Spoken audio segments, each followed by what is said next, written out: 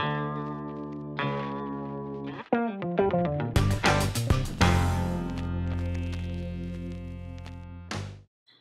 right, chapter 225, The Old Hag's History. I must carry my recollection back between 17 and 18 years, not that it requires any effort to call to mind the leading facts in this sad history. No, they are too well impressed upon my memory. But there are certain details connected with my own position at the time which will need the fullest explanation in order to show how one like me could have become the friend of Harriet Wilmot. At that epoch I kept a boarding house, a fashionable boarding house in a fashionable street at the West End. I was not then ugly and withered as I am now. I had the remains of great beauty, for I was very beautiful when young. I was also of pleasant and agreeable manners, and knew well how to do the honors of a table. You will not therefore be surprised when I tell you that I was a great favorite with the persons who lodged at my establishment, and with the still more numerous visitors. It is true that this establishment was a boarding house, and it was conducted to all outward appearances in a most respectable manner, but it had its interior mysteries as well as many other dwellings in this metropolis. The fact is that I was well known to a large circle of nobles and gentlemen who employed all their leisure time in intrigues and amours. Having been gay myself from 15 to 40, I was deeply versed in the various modes of entrapping respectable young persons, and even ladies, in the meshes artfully spread to ensure a constant supply of new victims to the lust of those men of pleasure.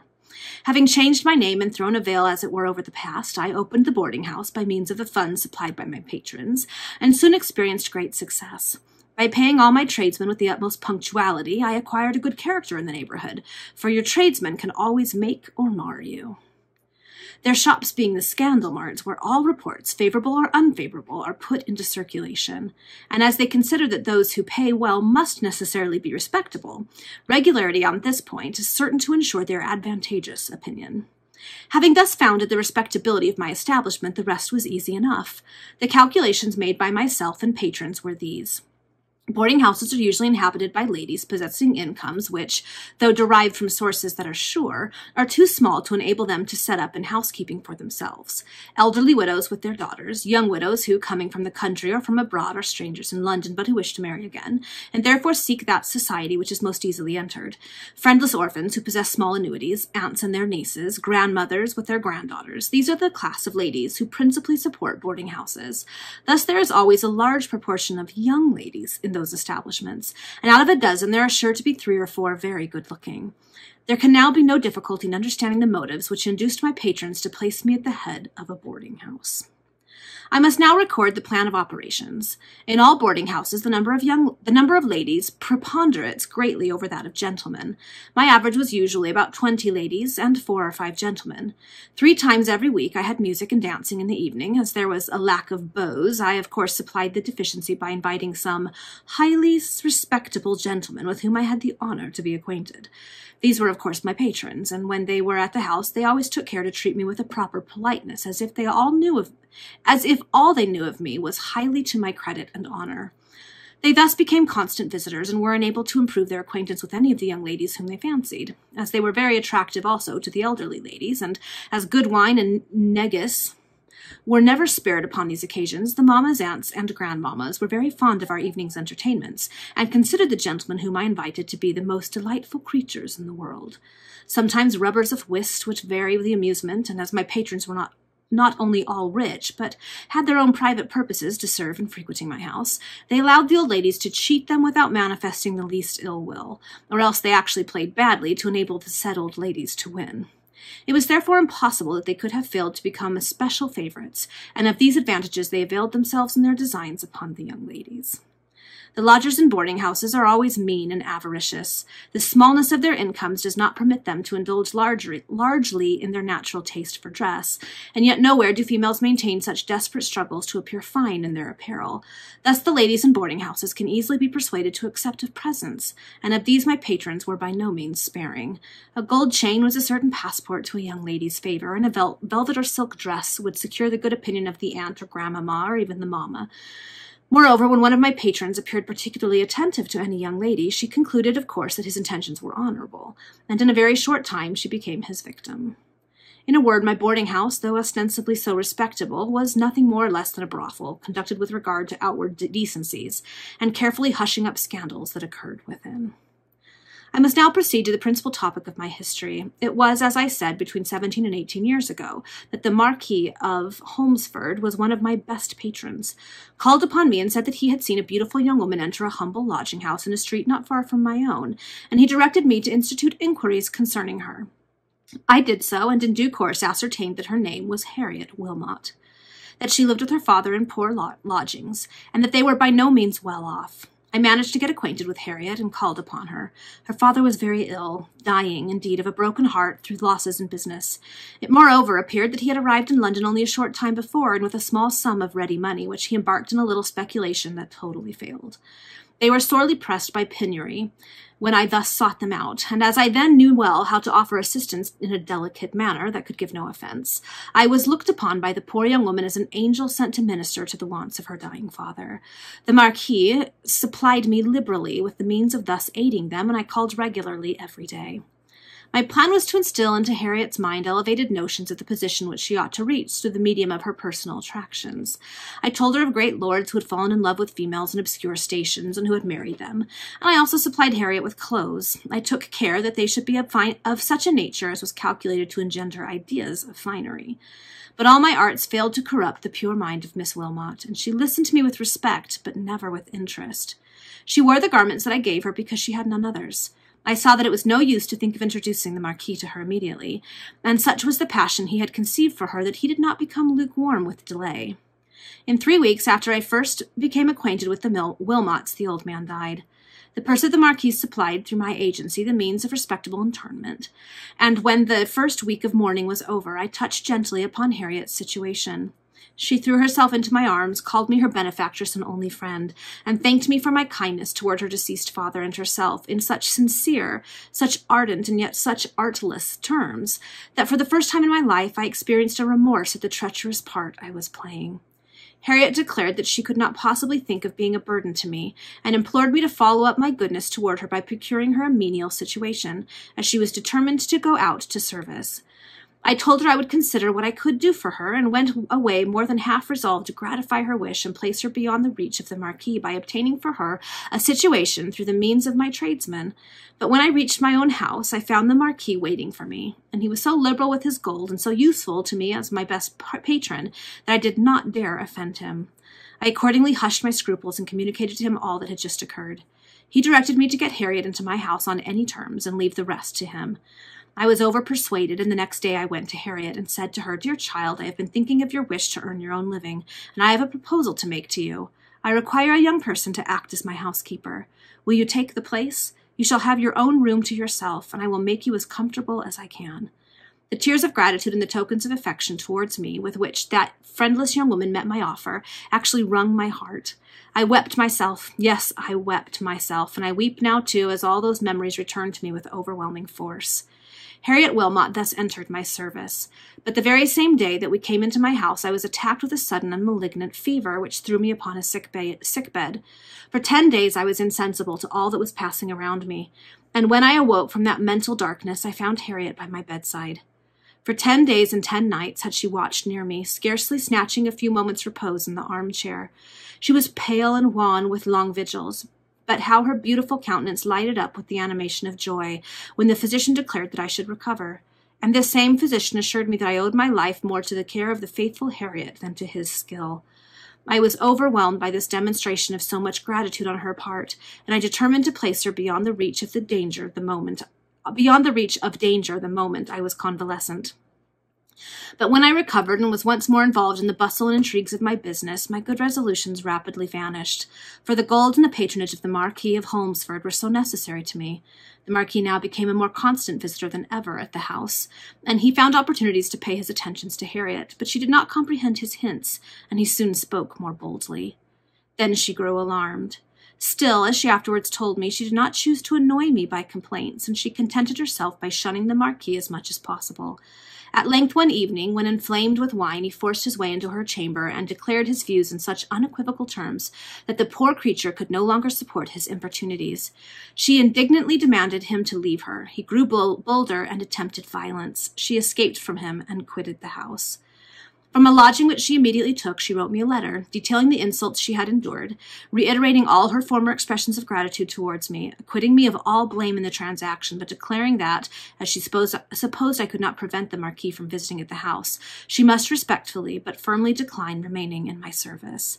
I hastened to her and was not very urgent in my desire that she should return, for I remembered her goodness to me when I was ill, and my heart was softened in her favor. By means of one of my tradesmen, she almost immediately obtained a situation as nursery-maid in a family residing in Lower Holloway. I kept this circumstance concealed from the Marquis of Holmesford, to whom I declared that I knew not whither she was gone, and it was impossible that he could now blame me, as he himself had driven her by his rashness from my house. I must observe with all these incidents, from the first moment of my acquaintance with Harriet until she thus quitted my house, occurred within a period of 3 months. Harriet was not happy in her new place. She found that her mistress was an ill-tempered vixen, and her master a despotic upstart. But an event occurred which entirely changed her gloomy prospects, and enabled her to leave her situation without the necessity of seeking for another. During her walks with the children whom she had to attend upon, she met a gentleman of middle age, but handsome person and agreeable manners, and some accident which I have forgotten made them acquainted. From that time they met every day. The gentleman became deeply enamored of her, but never once did he make a dishonorable proposal. She told him that she was a poor, friendless orphan, and he pitied her. In a short time he learnt to appreciate the purity of her mind, and he loved her. He offered her his hand, but his pride imposed a condition. He was wealthy, he was a widower, he had 2 children, and he probably disliked the idea of introducing to the world as his wife one who had been a servant. She was unhappy in her place, without friends, without protectors, and she yielded to his solicitations for a private union. They were married at Norwood, where the register will doubtless attest the fact. This gentleman was Mr. Markham, of Markham Place. I never was in the neighborhood of that mansion until about a year ago. When I saw it for the first time, I sighed as I thought of Harriet Wilmot, for she ought to have become the mistress of the spacious dwelling, and so she doubtless would have become had not my treachery blighted all her hopes, all her prospects. But I must go back to resume the thread of my history in due course. Mr. Markham took a comfortable lodging for his young bride in a street somewhere near Brunswick Square. Precisely 10 months after their union, Catherine was born, and Mr. Markham now seriously thought of acknowledging his wife and child. She had hitherto passed by the name of Mrs. Wilmot since the marriage, and the husband regretted that he had not at once boldly proclaimed his second matrimonial connection to the world. All these facts I subsequently learned from Harriet's own lips. It was about 3 months after the birth of Catherine that I met Harriet one day in the street, and she seemed to me more beautiful than ever. She had written to announce to me that she was married, but without saying to whom, nor indicating where she lived. When I thus encountered her, holding her babe in her arms, she invited me to her lodgings, for she said, "My husband will not be offended with me for communicating all the particulars of my happiness to you, since you were the only friend I found in the time of my poverty, and when my poor father was on his deathbed. Besides," she added with a smile of infinite satisfaction, "my husband is about to acknowledge me as his wife and take me to his own home." While we were yet speaking, the Marquis of Holmesford rode by on horseback, and as he turned to nod to me, he instantly recognized Harriet.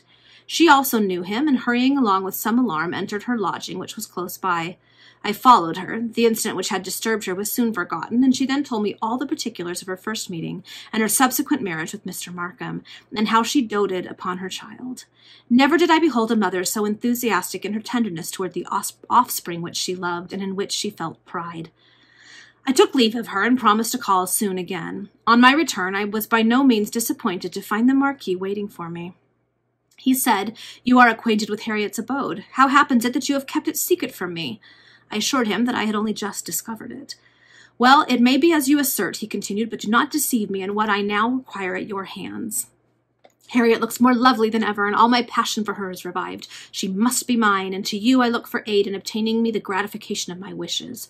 I told him that Harriet was married, and that the child he had seen in her arms was her own, but I did not mention the name of her husband. "I care nothing for her marriage or her maternity," said the Marquis. "She is charming, and that is all I choose to think of.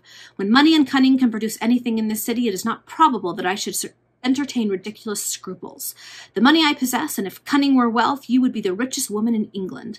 I remember this conversation as well as if it only occurred yesterday. Vainly did I represent to his lordship the difficulty of accomplishing the designs he had in view. I assured him that Harriet's virtue was beyond the possibility of corruption.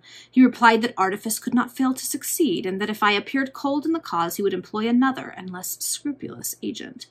I trembled lest I should lose his patronage and that of his friends, and I promised to do my best.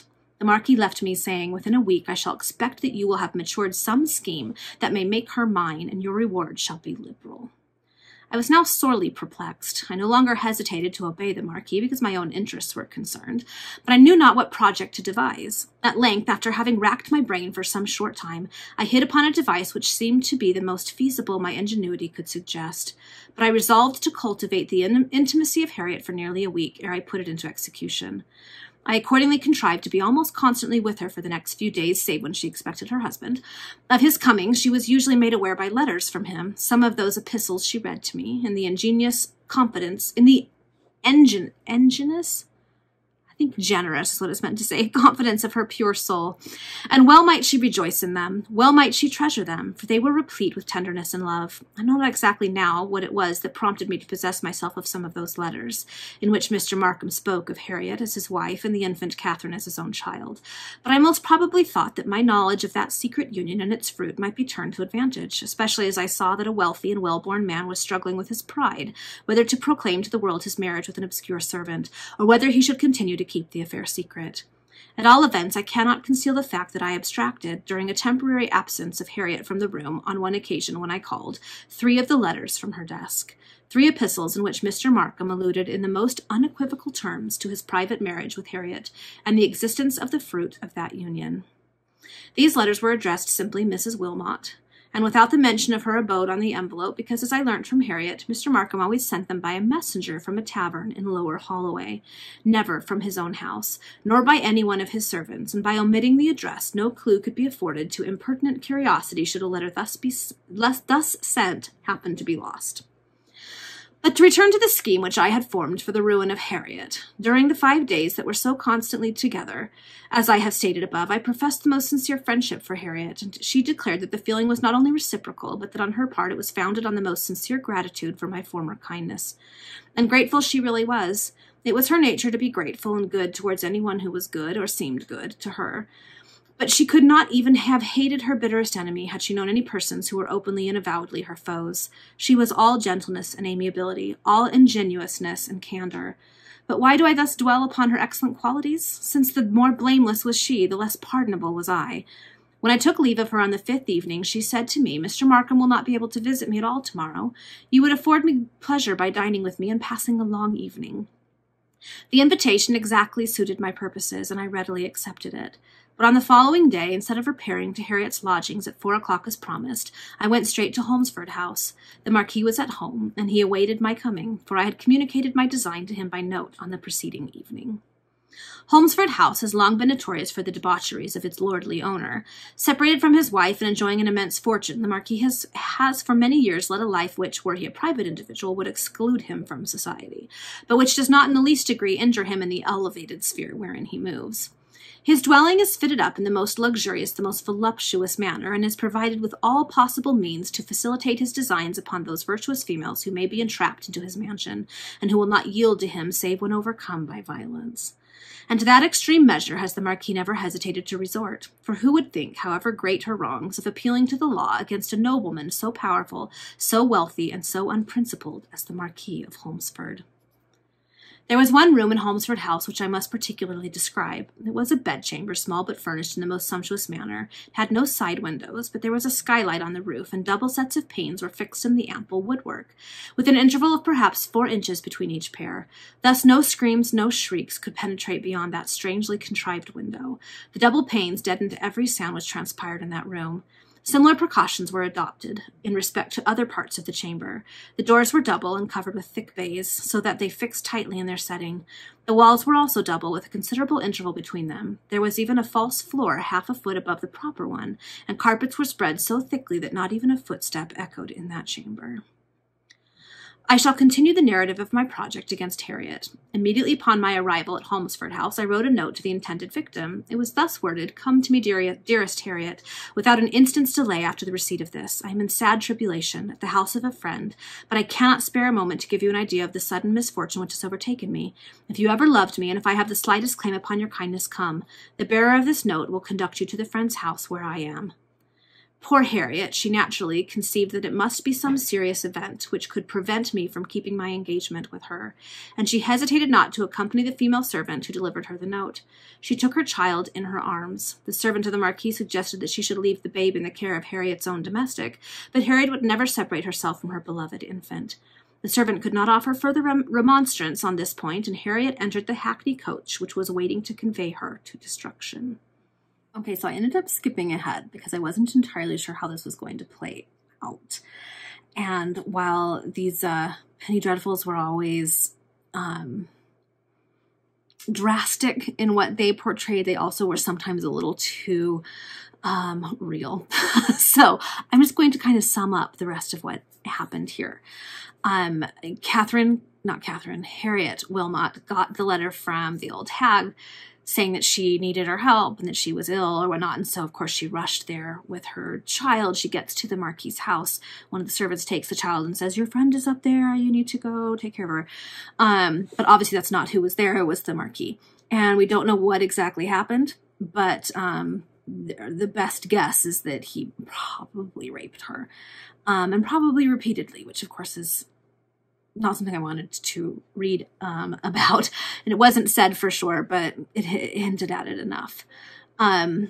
So the old hag goes to check on her like the next day, and she can't get a hold of her, and she can't find her, and she's been gone, and she comes back every few days, and receives word from Harriet's landlady that she has been back home, but she's kind of in and out.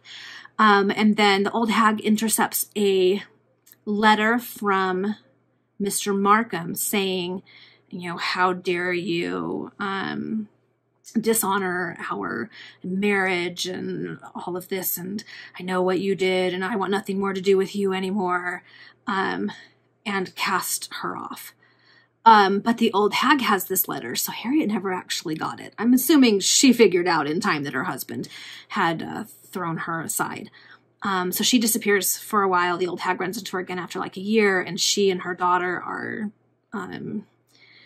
starving and in really bad shape. And when the old hag sees her, she tries to talk to her, and Harriet's like, "No, you did this. You were part of this. I want nothing to do with you," and runs off. And the same thing happens again a few months later. Only this time it's become apparent that Harriet is actually dying. And she could have had a small degree of income from Mr. Markham because he had offered it, but it was offered in that letter that the old hag had and never gave to her because she never saw her. So just tragedy all the way around. So I'm going to hop back in and just read the last couple of paragraphs in which the old hag sums up her story. All that I know of Harriet Markham is now told. The only link that is missing in the chain of my narrative is the detailed account of the mode in which Mr. Markham discovered that his wife had become the victim of the Marquis of Holmesford. That mystery the Marquis himself may be enabled to explain. My task is terminated, nor would I for worlds be compelled to accomplish it over again. It has given additional poignancy to thoughts that frequently oppress me and has aroused others equally painful, but which had slumbered for years and years until now. And where I write, I dare not place the name, nor even those at whose command I write. There is a fearful gloom that is congenial, too congenial with those appalling reminiscences. Perhaps I should have felt and expressed less remorse for the past, had I written under more pleasant circumstances. Perhaps in that case many of those dread images, which here haunt my mind and are reflected in the bewailings and self-reproaches which appear in these pages, would not have visited me. Still, had I performed this task in a cheerful chamber and in the gladdening sunlight, even then I must have felt some remorse, for all the bad deeds of my life, the treachery which I perpetrated towards Harriet is the blackest. May her sweet daughter Catherine be more happy, more fortunate.